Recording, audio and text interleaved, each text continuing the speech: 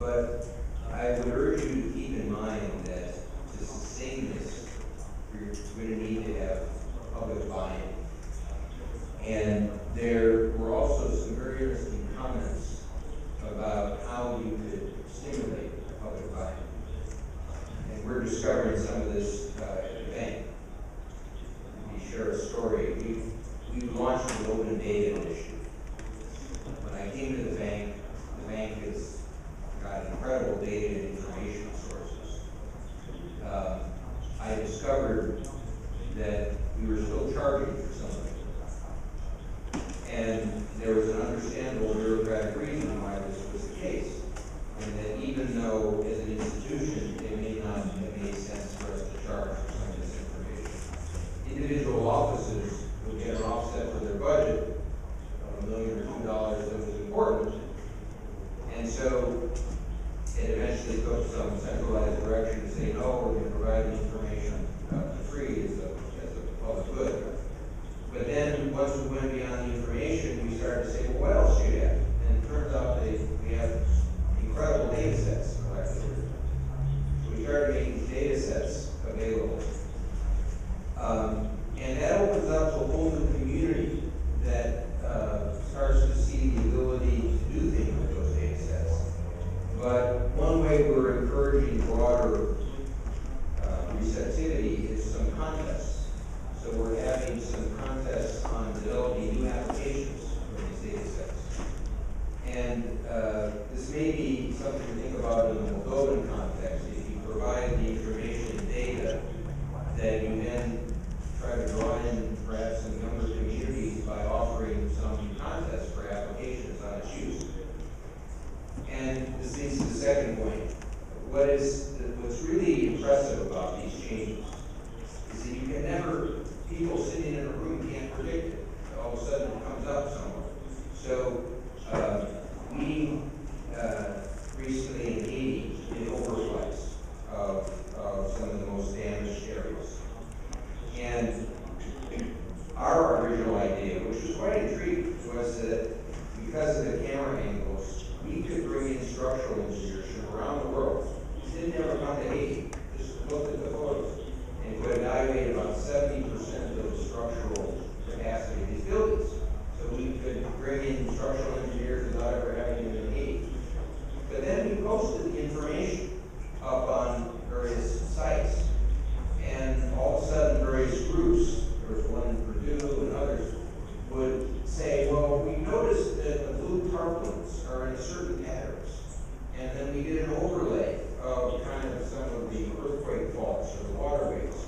And we can see that they're being put in locations that are going to exacerbate the problem. If you had everybody sitting in the room at the World Bank for a month, they wouldn't necessarily come up with this, but once you open it up, you get a whole new set of possibilities and ideas. So one thing to build support is maybe think if you combine some of the open data ideas with contests or ways to kind of engage your community more. But there was another point that I think was inherent in the Prime Minister's structure, which is that if here's something I saw this in the private sector. One of the worst mistakes you can make is to say, okay, we're going to have the technology people develop new technology. And I saw endless amounts of money wasted by technology people to try to develop a technology system for a business model. And the business people aren't engaged. And when the business people finally look at it, they say, well, that doesn't really work with what we want. And so you throw it out. And so the key is with some centralized direction, but co-ownership of the technology people and the business unit people or the ministries, so that it goes to this point I mentioned earlier about the business system.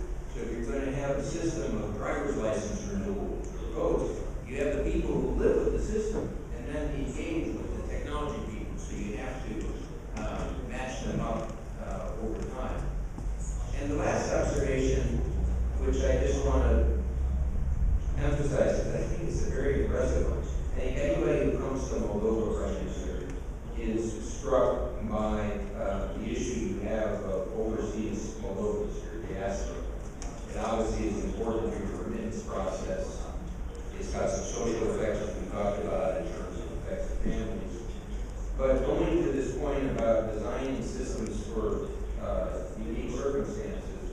strike me that this is one that I would put high on the priority list, because these are people you could, who knows how they're actually bringing back the money. You might be able to save a lot of costs in terms of bringing back the money. It might help with family contacts. It might help with political change, because probably a lot of the people who are out of the country are people who are going to be supporting the reform effort. And if they can be connected with the country, you can help them with everything in terms of participation, and frankly keep the ties to the country. I think this diaspora point is one that would be a high priority for me. One last point, though, that I was going to ask the Prime Minister of Estonia about, because you have a similar, perhaps, experience here. Coming out of the communist system, citizens are undoubtedly aware, or in some ways, aware of the dangers of government collecting information and the dangers of government's misuse of information. So how, in the Estonian context, did you deal with what people might call privacy concerns or concerns for Big Brother at the same time that you were trying to liberate people with technology? Because that may be applicable to other post-Soviet states.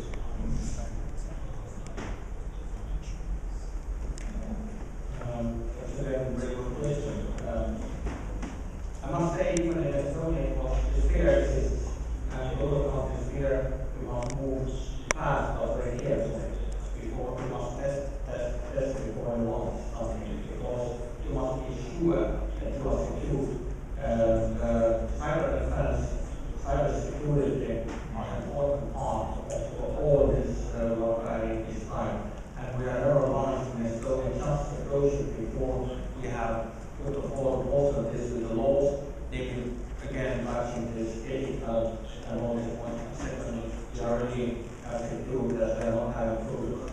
In some way, actually, this understanding saved us in one very bad moment in history where we were one of the first countries more real as cyber attack. And actually, it was so important that it was so open that we're losing so amount of all the ignorant system. You will be in that. Yes, we were hit very seriously, and a lot of countries have probably told us, but we didn't. Because thanks to this openness, we had all the systems there who need to protect them. We could answer immediately. We had organization, we had people, we had systems ready, which means that we overcome this